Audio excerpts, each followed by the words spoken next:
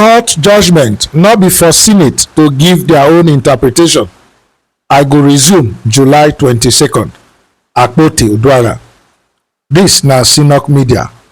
We wan thank all the people wey need dey view our channel. Abeg, if you never subscribe, make you do so now. Make you put on your notification bell. E go ring once we drop updates. Like, comment, and share our videos.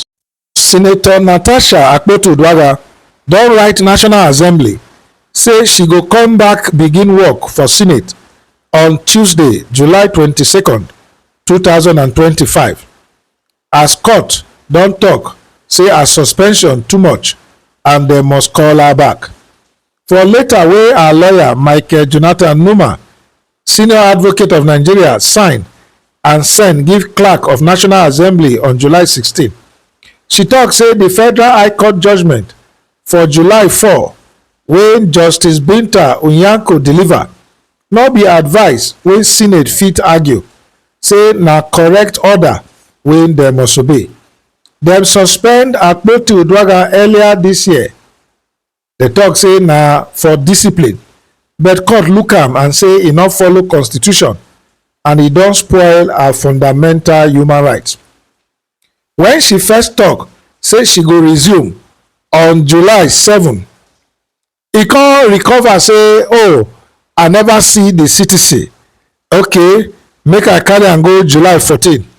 Clerk come tok say the judgement na ordinary advice, but Akpoti-Uduaghan lawyer reply am sharp sharp say dem no agree, say the court order na strong command wey Senate no suppose drag.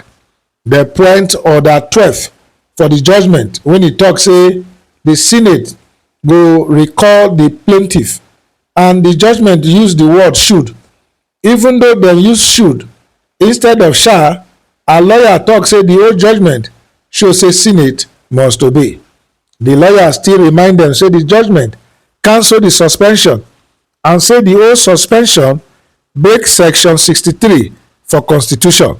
Dem back am up with court case like Ecobank Nigeria Limited versus Tempo Energy Nigeria Limited 2025, wey e show say court order wey come after full hearing na binding. Dem want Senate say section 2873 of the constitution tok am clear say Senate must obey court decision. If dem no gree, Akpoti-Uduaghan fit still carry matter go do another lawful action to make sure say dem obey court.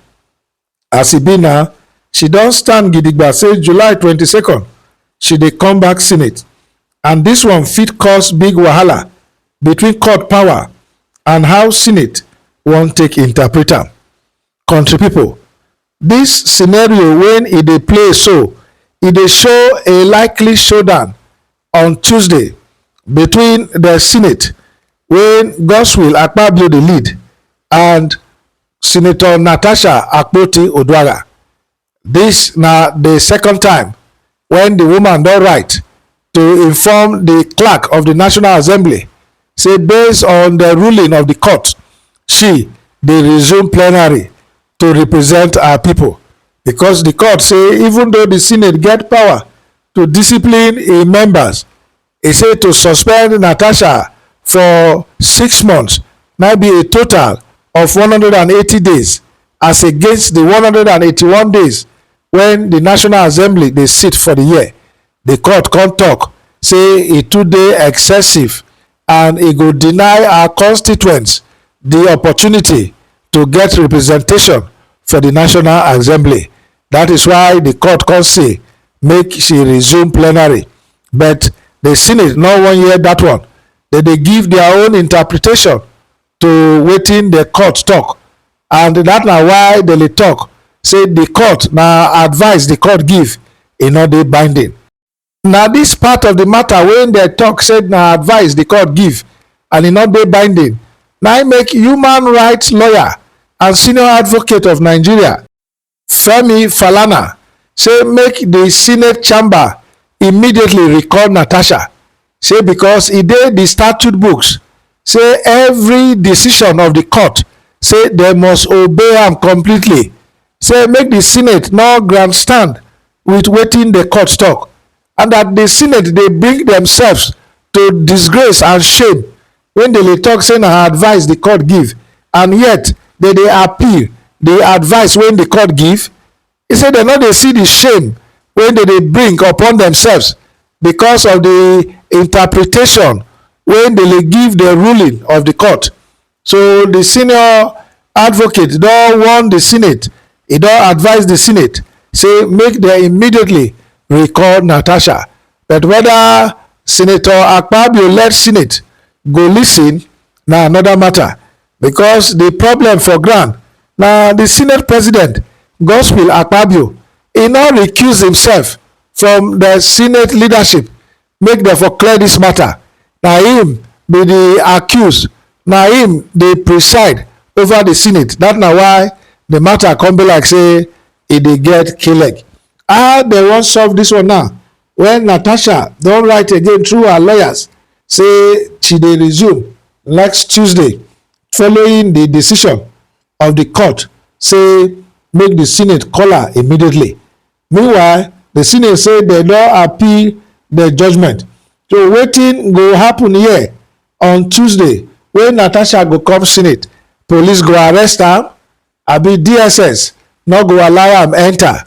E dey constitutional for dem to bar her abi? Una see now say wetin the National Assembly dey do so na to cause confusion for the polity, because there be the legislature, dem dey make law, but dem come appear now say dem no dey obey the law as the judiciary interpret am. And if proper care no dey taken, this matter go fit escalate to something else when e go bring the whole of the country to disrepute before the International Committee of Nations to say lawlessness na dey rule for the land. How dem go take solve this matter now? Na the executive dem go call make dem interfere. Senate go tell you say na the internal affairs of the senate, so the executive interference e no go work. How then dem go take solve this matter? Na for the senate to take a retrospection, as oyibo go talk am, to look into this matter from the beginning, to say okay, make we drop our ego, make we call this woman, make she come resume, make she for fit represent her people.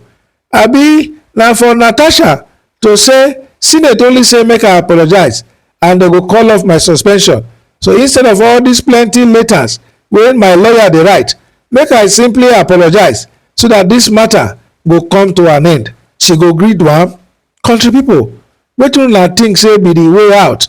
Because e don dey very clear say dem go get log jam that Tuesday, and the prayer na make e no escalate to wetin go dey bad.